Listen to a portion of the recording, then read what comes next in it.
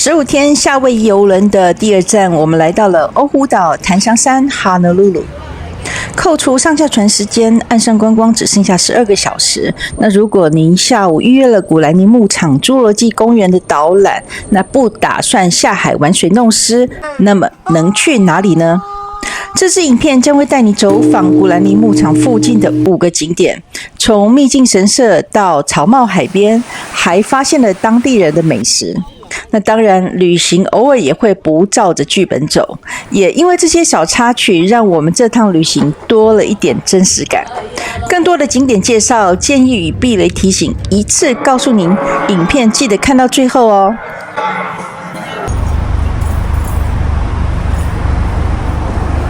由于夏威夷岸上行程动辄200-300美元一个人，所以我们再次选择租车自驾游。那关于租车费，这台变形金刚大黄蜂所有的费用加总起来，一天租金110美元，这也算是中等偏便宜的价位。距离古兰尼牧场大约15分钟的车程，我们抵达了今天的第一站平等院。那一开始我还以为走错路了，因为刚开进的时候，两旁出现的是一大片庄严的墓地，那气氛安静的连 GPS 都有点不敢讲话。不过转个弯就看见了红色的寺庙，气氛立刻充满了日式的禅意。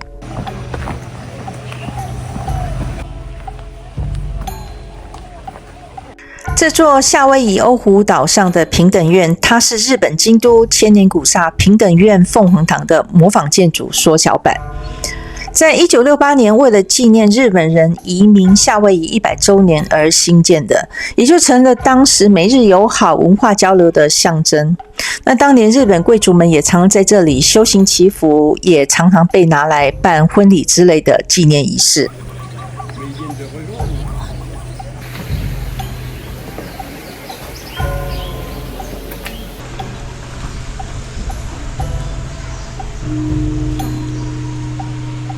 最后，我们来到一座看起来很有分量的大钟。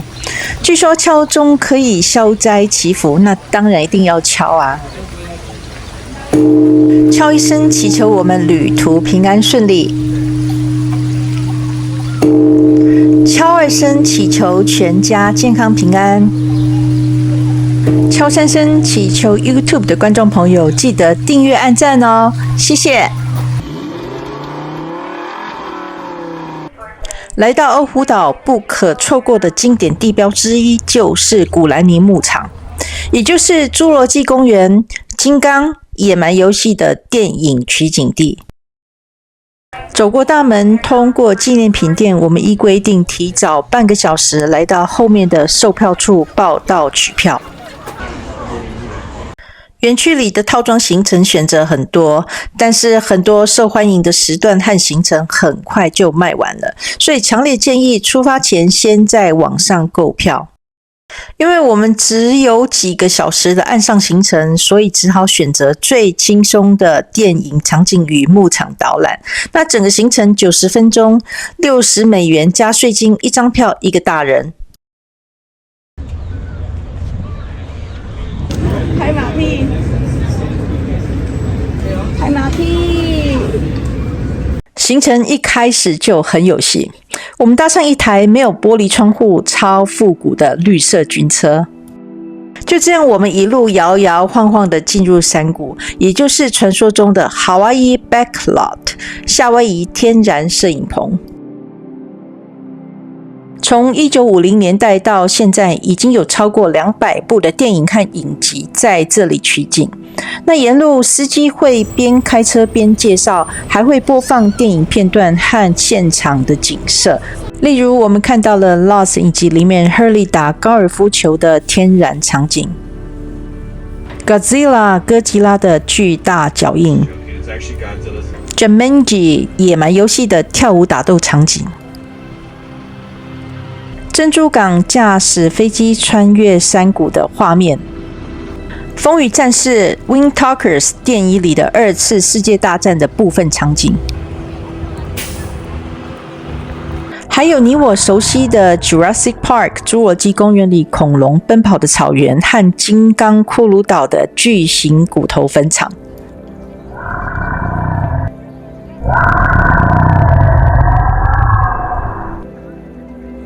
那天的天气也真的很戏剧化，一下子阳光洒落，一下子乌云密布。那直到我们进入金刚的骨头草原呢，才开始下起毛毛细雨。虽然下雨有点煞风景，但我反而觉得这飘雨的场景呢，更像是在拍片现场，真实又有临场感。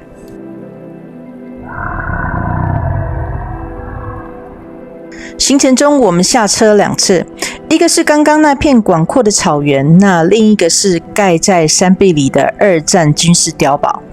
这里面像一个小型电影博物馆，展示各种拍片用的道具、海报，还有不少的历史文物，感觉就像同时参观的片场跟军事展。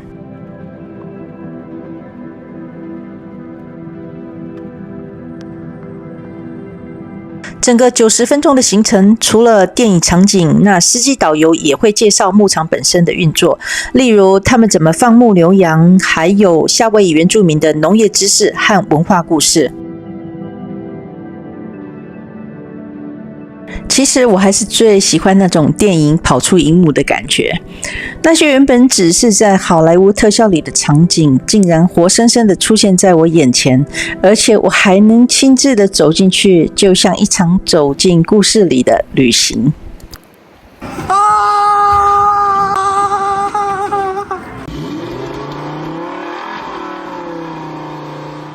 距离古兰尼牧场大约5分钟的车程，我们来到附近的知名地标帽子岛。那远看真的就像一顶草帽，超可爱的。这里有不少人会划独木舟或是立式划桨登岛探险。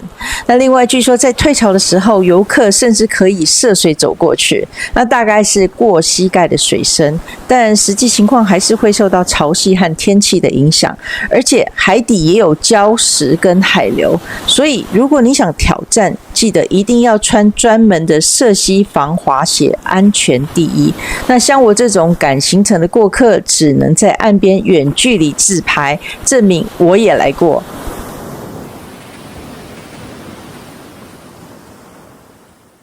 这是一家结合纪念品店的超人气小餐厅，它坐落在古兰尼公园附近。那它的招牌菜就是这路边烤鸡 Huli Huli Chicken。店内是采用自助服务点餐方式。Huli Huli 烤鸡是用甜酱油基底腌制，炭火慢烤到外皮微焦，非常的 juicy。它配上白饭、马铃薯、pasta salad， 这就是经典的夏威夷便当。此外，我们还点了蒜香虾，虾仁鲜嫩，蒜味浓郁。猜猜看，我们的午餐花多少钱？2份便当餐外加2杯饮料汽水，再加小费税金后，总共是48美元，等于一个人24美元。虽然这样的一份便当餐不算便宜，但是在夏威夷这种观光区，你吃得饱又吃得香，还能拍到烤鸡香气飘出来的画面，已经算是良心价了。如果你在古兰尼牧场附近呢，这家餐厅绝对值得拍景行程。我们中午吃完烤鸡后，旁边就是一间超有在地味的夏威夷果农场直营店。这里不像大品牌的商店那么的观光客导向，反而有点像走进在地人家的前后院。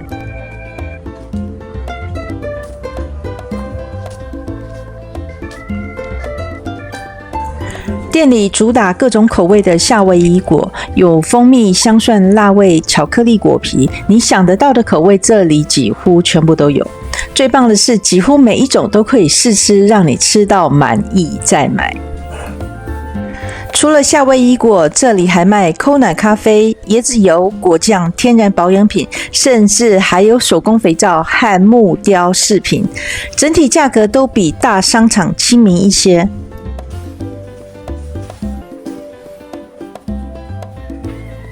如果你想找一点不那么观光客的伴手礼呢，这里会是一个不错的选择。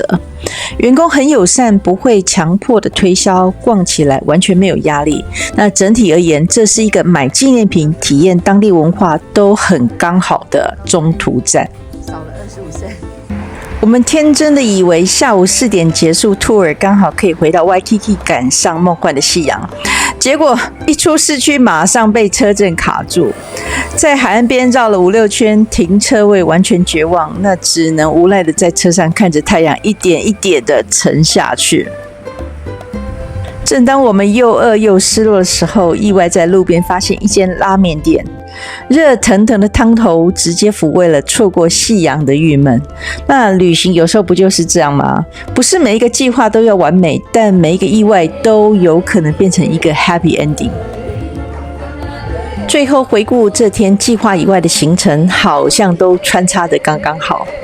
市区的免费夏威夷传统舞蹈表演、拉面、烤鸡、Acai Bowl 却成了我这趟旅行的备注栏。而这不完美的一天，也是我最想记住的回忆。大部分都是不是说很胖的，就是那种女生都是有肉的，都是那种都是这样子的，有手那跑卡成点扣扣那种型的。然后男生呢就是那种一讲母的，就是那种很金刚的那种型的。因为看到我现在吃完这杯之后，我有感而发，真的好甜哦！那个水果真的很甜。对，我觉得已经很甜了，他们好像又加果糖之类的，真的有够甜。哇，这杯吃下去然后立刻血糖爆表，可是2000到3000卡吧，超甜的。你看这个草莓。还加那个什么果糖，什么都加果糖。这个芒果也不是原味的甜，是加糖的甜。不过还是真的我蛮找虐的，还是觉得很好吃。